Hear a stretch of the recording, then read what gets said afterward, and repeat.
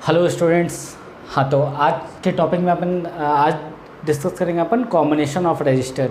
ठीक है, तो स्टार्ट करते हैं बिना किसी देरी के। तो देखो, इसमें क्या है कि ये जो टॉपिक आज मैं स्टार्ट करने वाला हूँ कॉम्बिनेशन ऑफ रजिस्टर, ये न्यूमेरिकल पॉइंट ऑफ व्यू से इंपॉर्टेंट है। न्यूमेरिकल पॉइंट ऑफ व्यू से बोले तो बहुत सारे न्यूमेरिकल्स आएंगे इसमें, कॉम्पिटिटिव एग्जाम में आते हैं। अब जैसे मान लो अभी अगर तुम्हारा बेसिक क्लियर नहीं हुआ तो क्या है, 12th में ये portion same as it is आता है, तो वहाँ पे क्या होगा, प्रॉब्लम आएगी। ठीक है, अब क्या होता है जनरली कि 12th में बहुत तेज़ी स्टार्ट हो जाएगा, तो अगर बेसिक क्लियर नहीं रहेगा तो क्या होगा, मान लो जैसे फाउंडेशन स्ट्रांग नहीं है तो ऊपर तो और प्रॉब्लम नहीं होगा ना। ऊपर के मान लो जैसे फाउंडेशन स्ट्रांग नहीं, ऊपर के फ्लोर में प्रॉब्लम होगा। तो इसलिए क्या है, अपने को आज का लेक्चर अच्छे से देखना है। अब देखो, इसमें से क्या है, combination of register two type का कॉम्बिनेशन होता है। एक होता है सीरीज कॉम्बिनेशन, एक होता है पैरेलल कॉम्बिनेशन। अपन सब देखेंगे। ठीक है, सीरीज देखेंगे पहले। ठीक है, कैसा होता है सीरीज, उसका फॉर्मूला देखेंगे कॉम्बिनेशन ऑफ रजिस्टर का, फिर पैरेलल देखेंगे, फिर उससे रिलेटेड न्यूमेरिकल देखेंगे। तो देखो, सीरीज कॉम्बिनेशन मतलब सीरीज कॉम्बिनेशन क्या होता है, जैसे देखो वेब सीरीज आता है ना, एक के बाद एक आता है, जैसे सीरीज 1 सीरीज 2, उसमें एपिसोड 1 2 3, तो सीरीज 1 2 3 4 मतलब जब एक के बाद एक आए तो उसको क्या कहते हैं, सीरीज कहते हैं। तो इसका मतलब क्या हुआ, जब रजिस्टर को ठीक है, रजिस्टर को एक के बाद एक कनेक्ट किया जाता है तो उसको क्या कहते हैं, अपन सीरीज कहते हैं। अब देखो, इसमें क्या होता है कि जब सीरीज कॉम्बिनेशन करते हैं तो उसमें क्या होता है, कुछ बातें ध्यान रखना होता है। पहला बात क्या बहुत इंपॉर्टेंट है, जो सीरीज होता है, जैसे मान लो जैसे इस टाइप से, जैसे मान लो ये एक रजिस्टर है। ठीक है, उसके बाद सेकेंड रजिस्टर ऐड कर दो, उसके बाद थर्ड रजिस्टर ऐड कर दो, तो ये R1 मान लो, ये R2 मान लो, ये R3 मान लो, तीनों क्या हो गया, सीरीज में हो गया। मतलब एक के बाद एक कनेक्ट है। ठीक है, तो ये क्या हो गया, सीरीज में हो गया। तो एक के बाद एक कनेक्ट है तो ये क्या हो गया, सीरीज में हो गया। अब देखो, इसमें क्या होता है, जैसे मान लो इसका अपन यूज क्यों लेते हैं। अब देखो, होता क्या है, जो कॉम्बिनेशन ऑफ रजिस्टर ये चैप्टर पढ़ते हैं अपन, होता क्या है, जब रियल लाइफ में अपन सर्किट डिजाइन करते हैं, ठीक है, जब साइंटिस्ट या इंजीनियर जब उसको सर्किट डिजाइन करते हैं तो उसमें क्या होता है कि बहुत सारे रजिस्टर्स होते हैं। कभी सर्किट बोर्ड, जैसे मान लो पहले रेडियो आता था या टेलीविज़न आता है या फिर कोई भी इलेक्ट्रॉनिक डिवाइस, उसको देखोगे तो एक है ना, मतलब मैं चाहूँगा कभी दिखा दूंगा, रजिस्टर्स होते हैं। ठीक है, इस टाइप से होते हैं, इस टाइप से, और ये इस टाइप से कुछ बना हुआ रहता है। ठीक है, ऐसे ऐसे लाइनिंग होते हैं इसमें। ठीक है, इसको कैलकुलेशन के लिए होता है। तो इस टाइप से रजिस्टर्स होते हैं, उस पर इम्प्रिंटेड होते हैं, मतलब उस पर रहते हैं। अब होता है क्या कि ना, जब ऐसा आया कॉम्बिनेशन अपने को इसलिए करना पड़ा क्योंकि देखो, अपने को करना क्या है बेसिकली कि जैसे मान लो 10 रजिस्टर है। अब उस सबको हटा कर अपने को एक रजिस्टर लगाना है जो कि वही इफेक्ट मतलब वही इफेक्ट क्या करे, प्रोड्यूस करे। जैसे मान लो कोई सर्किट है, उसमें ना 20 रजिस्टर अपन ने लगा दिया। ठीक है, सीरीज पैरेलल कैसे भी लगाए कोई मतलब नहीं। अब क्या है कि अपना मोटो क्या है, अपना एम क्या है कि ना, बहुत सर्किट कॉम्प्लेक्स हो गया है तो सारे रजिस्टर को हटा करके एक ऐसा रजिस्टर लगाते हैं जो कि 20 रजिस्टर का काम करे, चाहे उसमें करंट का वही सेम इफेक्ट हो, वोल्टेज का वही सेम इफेक्ट हो, लेकिन वो काम भी वही उतना ही करे जितना कि वो 20 कर रहा था। तब जा करके अपने को क्या रिक्वायरमेंट पड़ी, ये सीरीज और पैरेलल कॉम्बिनेशन की रिक्वायरमेंट पड़ी। ठीक है, तो इसमें देखते हैं। अब देखो, when 2 or more register are connected end to end, then such type of combination of register is known as series combination. जब दो या दो से ज़्यादा रजिस्टर को एक के बाद एक कनेक्ट किया जाता है, जैसे देखो यहाँ इसको ऐसे, तो इसको क्या कहते हैं, इस कॉम्बिनेशन को क्या कहते हैं, कॉम्बिनेशन ऑफ रजिस्टर को सीरीज कॉम्बिनेशन। ठीक है, इस कॉम्बिनेशन ऑफ रजिस्टर को क्या कहते हैं, सीरीज कॉम्बिनेशन कहते हैं। अब देखो, इसमें होता क्या है, जैसे मान लो मैंने यहाँ पे बना रखा है, देख लो ये क्या R1 रजिस्टर है, ये R2 रजिस्टर है, ये R3 रजिस्टर है। अब देखो, होता क्या है इसमें, क्या जैसे मान लो यहाँ पे मैंने तीनों रजिस्टर का यहाँ पे क्या अमीटर लगा रखा है। इसका क्या काम किया, इसका वर्क क्या है, करंट को मेजर करना। यहाँ पे क्या लगा रखा है, वोल्ट मीटर लगा रखा है, सॉरी वोल्ट मीटर नहीं, बैटरी लगा रखा है, वोल्टेज V।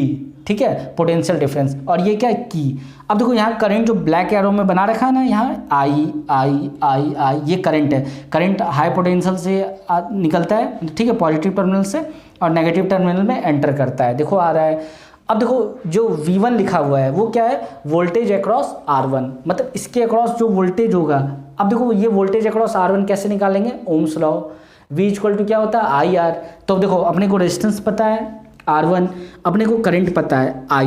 अब देखो, जो करंट यहाँ से यहाँ आया वो इसमें भी आएगा I, फिर इसमें आएगा I, फिर इसमें आएगा आई, मतलब क्या हुआ, तीनों में करंट क्या है, सेम है। ठीक है, current through each register are same, बहुत इंपॉर्टेंट पॉइंट है ये वाला, मतलब करंट क्या होता है सीरीज कॉम्बिनेशन में सेम। जब आगे चल के जब तुम सर्किट सॉल्व करोगे तो उसमें क्या होता है, तुम्हें ये देखना पड़ेगा कि करंट सेम है कि नहीं। अगर सेम है करंट सब में तो सीरीज में है, वो आराम से कर लेंगे अपन। दूसरा है क्या, potential difference across each register are different. Potential difference जो होता है, जो वोल्टेज जिसको कहते हैं V1, वो क्या होता है, डिफरेंट होता है, मतलब इसके अक्रॉस अलग होगा, इसके अक्रॉस अलग होगा, इसके अक्रॉस अलग होगा। इसके अक्रॉस कितना है V1, इसके अक्रॉस V2, इसके अक्रॉस V3। तो देखो V1 क्या है, voltage across R1, V2 voltage across R2, V3 voltage across R3। यहाँ तक तो हो गया। अब देखो इतना के बाद आगे अपन कैलकुलेशन देखते हैं। ठीक है,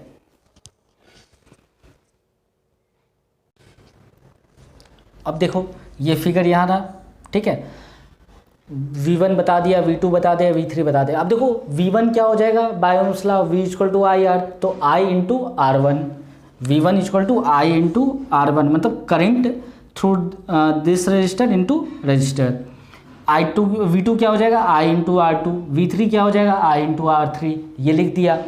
अब देखो अपने को क्या करना है, इक्विवेलेंट निकालना है। मतलब देखो अगर मैं यहाँ से बनाऊँ ये सर्किट, तो इसका मतलब क्या करना है, अपने को तीनों रेजिस्टेंस हटा करके एक रेजिस्टेंस निकालना है, वो कितना, R इक्विवेलेंट। ठीक है, बाकी सब तो सेम रहना चाहिए, बाकी सब सेम रहना चाहिए। यहाँ वोल्टेज रहेगा सेम और करंट कितना होना चाहिए, I। समझ रहे हो, करंट सब कुछ सेम होना चाहिए। बस इस तीन रजिस्टर को हटा के अपने को क्या लगाना है, एक इक्विवेलेंट रेजिस्टेंस लगाना है जो कि इतने तीनों रेजिस्टेंस का वर्क करे। वोल्टेज और करंट में कोई चेंज नहीं आना चाहिए। ठीक है, तो देखो यहाँ करंट सेम था, ये ध्यान रखना। पोटेंशियल डिफरेंस क्या हुआ, अलग अलग हुआ। अब देखो since V is the total potential difference, ये जो V है ये तीनों के क्रॉस है।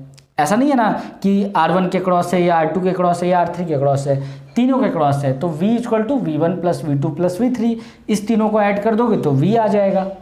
ठीक है, अब देखो V की जगह पे ये जो V आया, अब देखो यहाँ से, देखो यहाँ से ओम्स लॉ लिखेंगे तो V इक्वल टू क्या होता है, I इंटू आर इक्विवेलेंट। तो देखो अब इस तीनों रजिस्टर को हटा के एक रेजिस्टेंस लगाया, क्या लगाया, R इक्विवेलेंट। तो क्या हो जाएगा यहाँ पे by Ohm's law V equal to I into R equivalent. तो यहाँ पे देखो यहाँ से लिखा, ठीक है, I इंटू आर इक्विवेलेंट।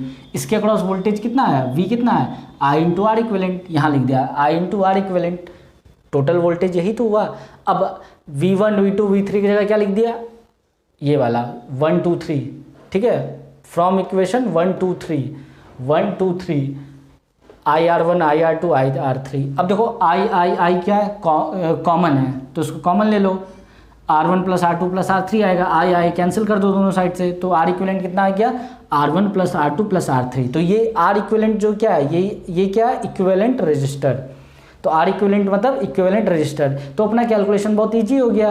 अपने को क्या करना है, इतना कॉम्प्लेक्स नहीं करना है। जो भी रेजिस्टेंस अगर अपने को दिख गया, करंट सेम है, पोटेंशियल डिफरेंस अलग अलग है, तो अपन क्या करेंगे, सारा रजिस्टर को रखेंगे, ऐड कर देंगे सिंपल, तो वो क्या आ जाएगा, इक्विवेलेंट रेजिस्टेंस आ जाएगा।